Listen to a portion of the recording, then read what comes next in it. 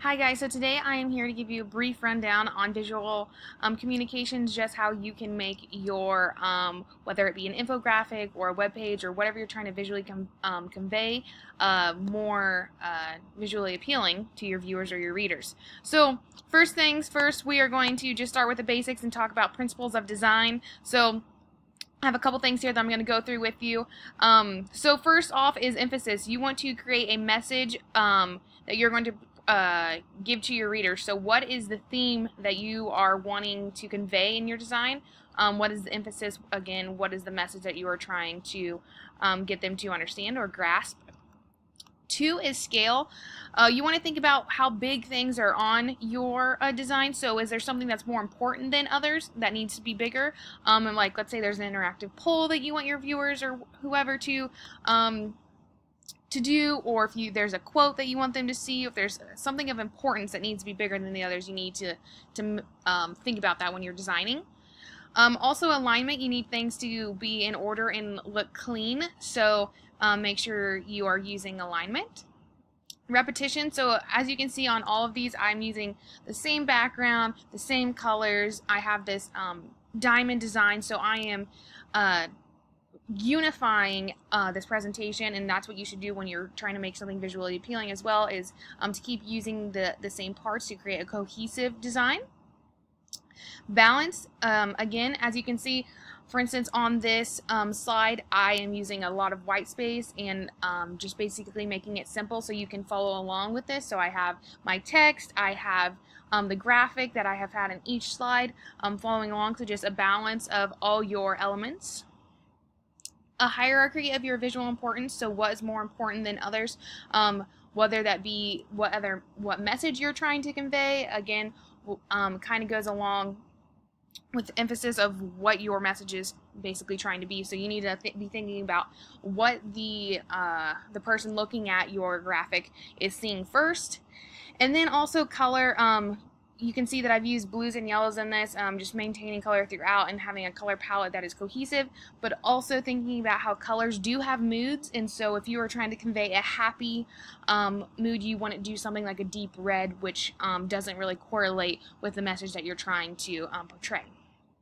Two, real quick, just fonts and their families. I think it's really important. I'm a font snob when it comes to things, especially when I'm teaching my yearbook girls and my graphic design kids. So there's serif, sans serif, and handwritten script. I've given you some examples here as well, but serif is the fonts that have feet necessarily, and so that'd be like your Times New Roman or Playfair Display like I have here. Sans serif is the ones without feet. It's a little bit easier to read.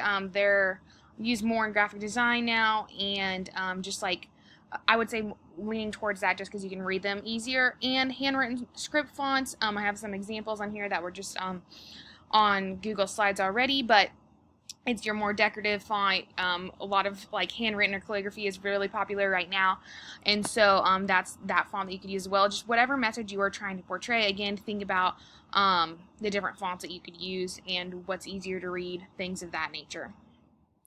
Lastly, I'm going to go over pictures and graphics.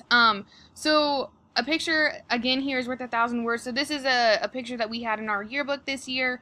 And if you went to our school, this is a very important moment in our school year, and I'll explain the caption here in a second. But a picture is worth 1,000 words.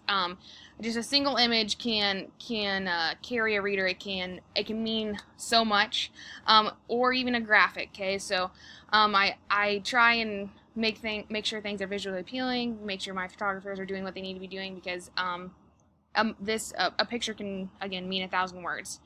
And then giving your graphics meaning. So for people that don't know what this is about, we had a kid that was a junior last year. He broke his jaw, wasn't able to play in a game, and so he came back this year, played in the South Central game, which is our rivalry game, and they ended up winning, and they hadn't won in like 6 years. And so this is the moment. He just scored a touchdown and things like that. So this is a pretty pivotal turning moment. Got a lot of students riled up and excited for the school year. And so just thinking about the different graphics that you want, thinking about the different photos. Again, I went over fonts and their families, things of that nature, just to keep in mind. So I'm going to go over real quickly. I know I'm running out of time here, but here are two yearbook spreads that I'm going to show you, and just going over the things that I have already talked about. This is a very cluttered design in my mind. So this is an actual spread in our yearbook, and you can see on that left side there is a picture. We have another picture at the bottom with their caption. We have a caption overlapping the picture at the top. We have some pretty big font coming in for the title, the head, and the subhead, and we just have the whole story. It's just very cluttered. I don't even know what to look at first.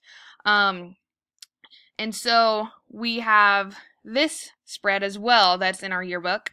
Whitespace is our friends, and it's hard to think about that at first because you want to try and pack as much information into something as you can. But it really helps my eyes looking at this. It guides me. I can look at the dominant picture. I can look at the text. I can look at the little infographics, okay, throughout it.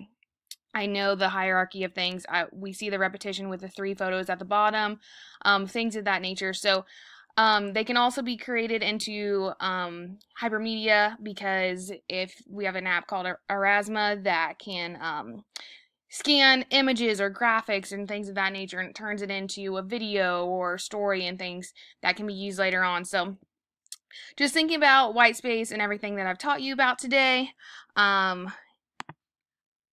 you also want to be thinking about what your message looks like on different platforms. So here's our website online, and so I have taken a screenshot of what it looks like on the computer and a screenshot of what it looks like on the phone. So the phone, it looks a little cluttered. Again, we have a lot of photos because that's what most people want to see when they go to the website, and they want to look at photos from dances and things of that nature. So just thinking about what your media looks like on all platforms, I think, is very important as well when it comes to design. So thank you for listening.